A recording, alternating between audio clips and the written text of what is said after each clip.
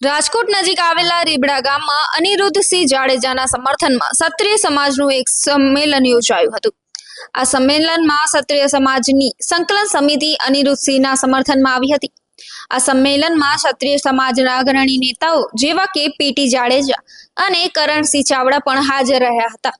આ સંમેલનનો મુખ્ય હેતુ અનિરુદ્ધસિંહ જાડેજાની સજા માફી માટે સરકાર સમક્ષ રજૂઆત કરવાનો હતો। पत्रकार मित्रों ने जय सोमनाथ, जय रघुनाथ जी, जय माता जी। सौ प्रथम तो આજના કાર્યક્રમ આપે જે કવરેજ કર્યું એ બદલ સર્વ સમાજમતીથી અને ક્ષત્રિય સમાજના કાર્યકર તરીકે આપ સૌનો આભાર વ્યક્ત કરું છું।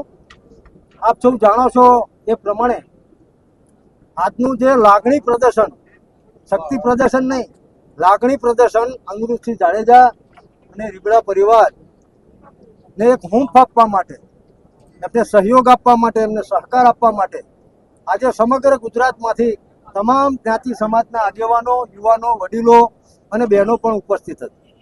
મુદ્દો એ છે કે નામદાર સુપ્રીમ કોર્ટ અને નામદાર હાઈકોર્ટે જે ચુકાદો આપ્યો છે, ભારતનું બંધારણ એ સર્વોપરી છે, એ ચુકાદાનું પણ અમે સન્માન કરીએ છીએ।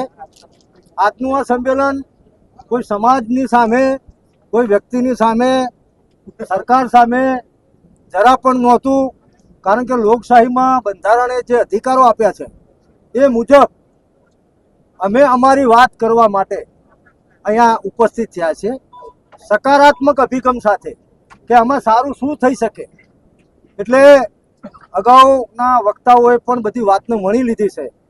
જે ટેકનિકલ પ્રશ્નો છે 2014માં જે એડવાઇઝરી કમિટી મળી, એ પછી 2017માં જે નોટિફિકેશન નામદાર રાજ્યપાલ દ્વારા બહાર પાડવામાં આવ્યું, એની જોગવાઈ મુજબ અન્ય કેદીઓને પણ જો સમાજનો કોઈ વર્ગ કે એવું ધ્યાનમાં લીધા સિવાય કેદીને કેદી તરીકે જોગવાઈઓ મુજબ, નિયમ મુજબ, પરિપત્ર મુજબ માફી આપવામાં આવી હોય તો ભાઈ અનિરુદ્ધસિંહ જાડેજાને પણ, કારણ કે એમને પણ સતત 18 વર્ષ સુધી એ જેલવાસ ભોગવેલો છે, એટલે અમે તો લાગણી વ્યક્ત કરવા આવ્યા છીએ સરકારને કે અમારી આ લાગણી છે અને સરકારશ્રીની ઉપર અમને પૂરો ભરોસો છે કે આ જે લાગણી છે એ લાગણીનો સરકાર સકારાત્મક રીતે યોગ્ય પ્રત્યુત્તર આપશે, એના માટેનું આ આયોજન હતું।